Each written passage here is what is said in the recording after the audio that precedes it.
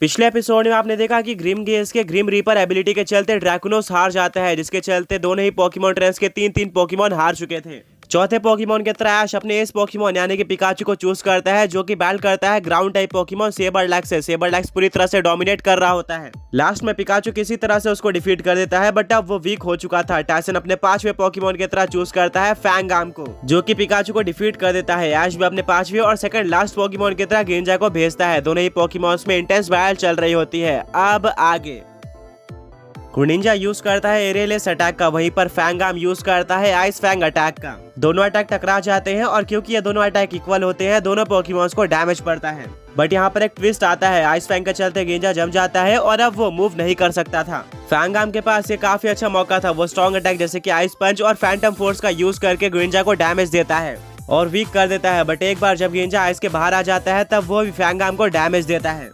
दोनों ही पोकेमॉन्स की बैटल बिल्कुल इक्वल चल रही होती है। बताया नहीं जा सकता था कि कौन सा पोकेमॉन जीतने वाला है। अब एक तरफ गेंजा खड़ा होता है, दूसरी तरफ फैंगाम। दोनों ही पोकेमॉन्स बहुत ज्यादा वीक हो चुके थे। टाइसन बोलता है फैंगाम हमें लीड लेनी होगी, अभी आइस पंच अटैक का यूज करो। फैंगाम गेंजा की तरफ बढ़ रहा होता है। जैसे वो गेंजा के पास आ जाता है, गेंजा यूज करता है डबल टीम अटैक का, जिससे फैंगाम पूरी तरह से कंफ्यूज हो जाता है कि असली गेंजा कौन सा है। ऐश बोलता है बहुत बढ़िया गेंजा, अभी वाटर पल्स अटैक का यूज करो। ऐश के गेंजा के साथ उसकी सारी फेक कॉपीज वाटर पल्स का यूज करती है और इतने सारे वाटर पल्स को फैंगाम डॉज नहीं कर पाता, जिससे सारे वाटर पल्स उसके ऊपर लग जाते हैं।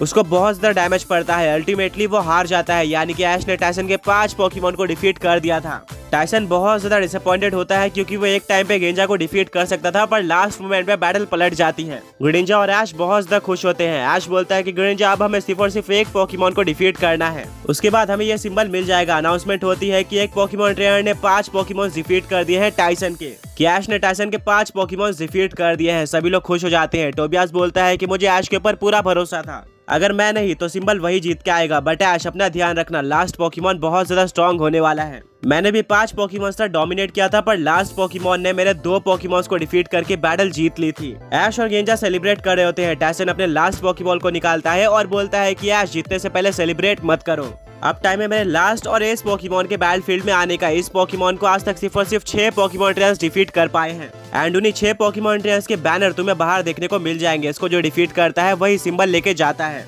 मेरे 5 पोकेमॉन्स को तो काफी सारे पोकेमॉन ट्रेनर्स ने डिफीट किया है। इवन टोबियास ने भी अपने 4 पोकेमॉन का यूज करके मेरे 5 पोकेमॉन डिफीट कर दिए थे, बट मेरा ये लास्ट पोकेमॉन उसके लास्ट 2 पोकेमॉन को डिफीट कर देता है, जिससे वो ये बैटल हार जाता है। ऐश बोलता क्या टोबियास भी इस पॉइंट पर आकर लीड में था? टाइसन बोलता है कि हाँ तुमने बिल्कुल सही सोचा, इसलिए ओवर कॉन्फिडेंट मत हो जाओ। टाइसन अपने लास्ट पोकेमॉन को किस करता है और बोलता है कि अब तुम्हारी बारी है। ऐश टेंस होता है। ब्रॉक, मिस्टी और टोबियास भी सोच रहे होते हैं कि क्या ऐश लास्ट पोकेमॉन को डिफीट कर पाएगा, बट इससे पहले ये जानना जरूरी था कि वो लास्ट पोकेमॉन कौन सा है। टाइसन अपने पोकेबॉल को बैटल फील्ड में भेज देता है एंड उसमें से बाहर आता है एक वाटर और फाइटिंग टाइप पोकेमॉन हेलियो। ये काफी स्ट्रॉन्ग दिख रहा था। ऐश बोलता है गेंजा टाइसन के अकॉर्डिंग ये काफी स्ट्रॉन्ग पोकेमॉन है, इसका संभल कर सामना करना।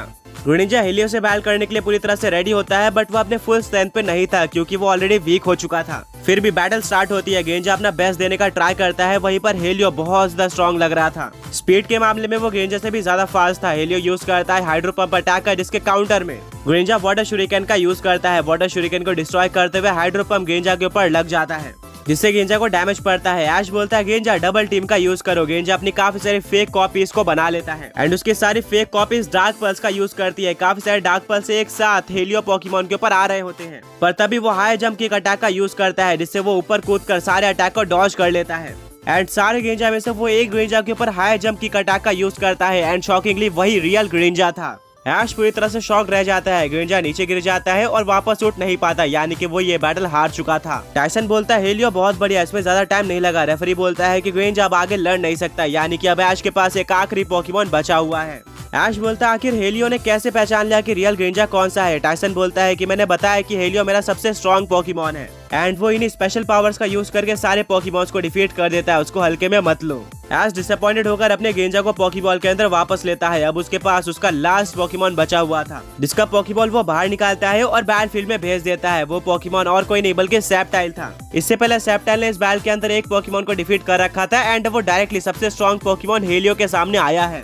हेलियो और सेप्टल की बैटल स्टार्ट हो जाती है। दोनों ही पोकेमोन अपने ट्रेनर को जिताने के लिए बेस्ट देते हैं। सेप्टल लीफ ब्लेड और लीफ स्टोन जैसे अटैक का यूज कर रहा होता है, वहीं पर हेलियो वाटर गन और हाइड्रो पंप का यूज करता है। भले ही हेलियो स्ट्रॉन्ग था, पर सेप्टल अपने टाइप के चलते हेलियो के ऊपर भारी पड़ रहा था। उसके अटैक सुपर इफेक्टिव थे, जो कि टायसन ने बिल्कुल भी एक्सपेक्ट नहीं किया था। वो अपने हेलियो को एक्वा टेल अटैक यूज करने बोलता है, वहीं पर सेप्टल यूज करता है पाउंड अटैक का। आगे बढ़ने से पहले पिछले पोके क्विज के विनर्स ये रहे, और आज का पोके क्विज ये है कि आज का इकलौता घोस्ट टाइप पोकेमोन कौन है। दोनों ही पोकेमोन एक दूसरे के ऊपर अटैक करते जाते हैं। देखना यह था कि पहले हार कौन मानता है। एक्वाटेल से सेप्टल को डैमेज पड़ता है, वहीं पर पाउंड से हेलियो को डैमेज पड़ता है, बट अब सेप्टल थक चुका था, इसीलिए वो अटैक करना बंद कर देता है और वहां से हट जाता है। टायसन बोलता है, क्या तुम्हारे सेप्टल में इतनी ही पावर है? वो एक्वाटेल को भी नहीं सह सकता। वेल, हमें इससे क्या, हेलियो अभी हाइड्रो पंप अटैक का यूज करो।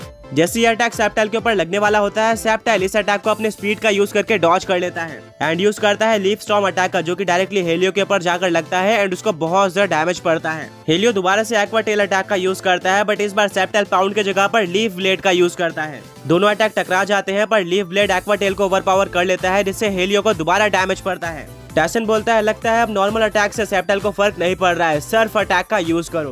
हेलियो बिल्कुल ऐसे करता है एंड वो एक काफी ज्यादा बड़ी वेव क्रिएट कर देता है, जो कि सेप्टल की तरफ बढ़ रही होती है। सेप्टल कंफ्यूज हो जाता है। ये वेव इतनी ज्यादा बड़ी थी कि सेप्टल के पास कहीं पर भी जाने का रास्ता नहीं था।